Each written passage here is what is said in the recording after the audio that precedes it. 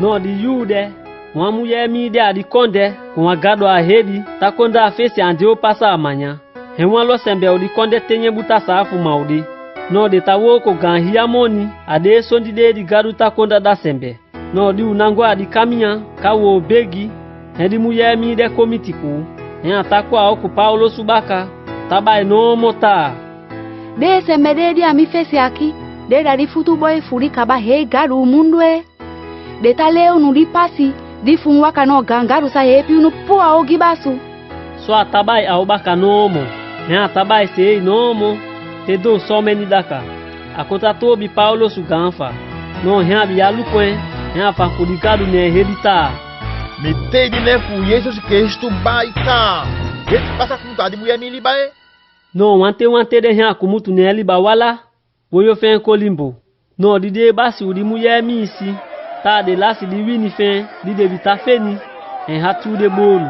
en de panya Paulo su kusilasi de bala o hai gulu chakwa di konde gana mindi kade taki mafudi konde tade no hen de chaka agi ude goda de lo mesembe de tati di konde de ta de jusembe akita chato bita kwa we te hi di konde tambe se waya biga de tacha pepe we tita kota dau au konde ma wamu sute de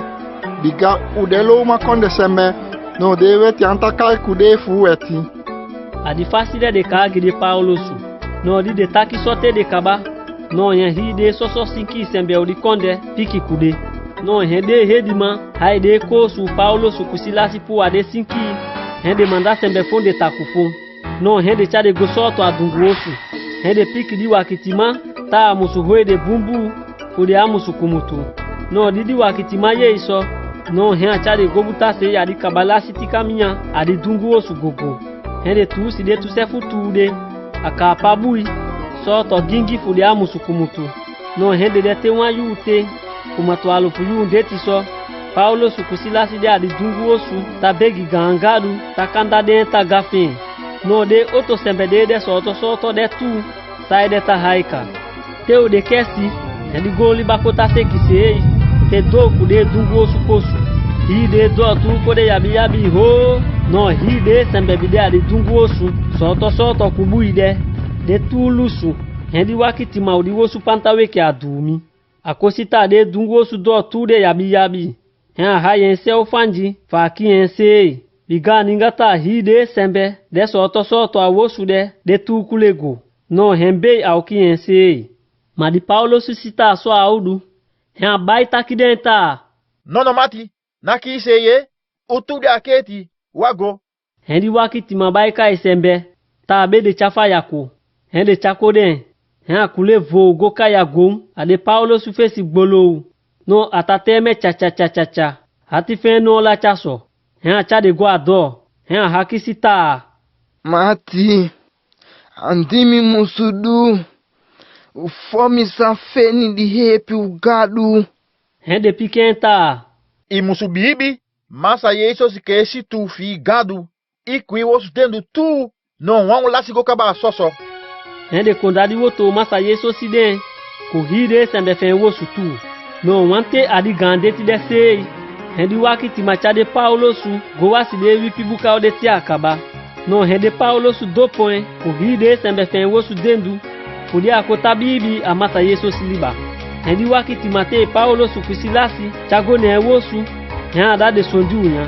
fa hen ku hide sembe fe wosu kota bibi amasa gangadu libade no de tawai tena sondi hen di mama te fe hen de galati udi konde manda si koutu ta be de lusu Paulo su kusilasi be de golde no hen di wakitima ko fanku Paulo su ta so wan buka de galanti manda no be de kumutu goku koto hati awa mano hen Paulo su to na piki de ta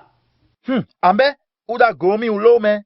wabiru soni monso ufo de manda sembe ko fo alanti dendu soto adungosu na kutu di soni monso no awa de komanda fu musugo chubi wagwe be de se ko chaugo e de kefugo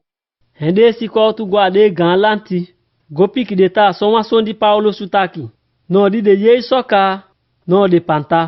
de ko fe biga de ambi sabita de da gomi ulome hen de ko fankude da de leti te de kaba hen de te de chagwa do awa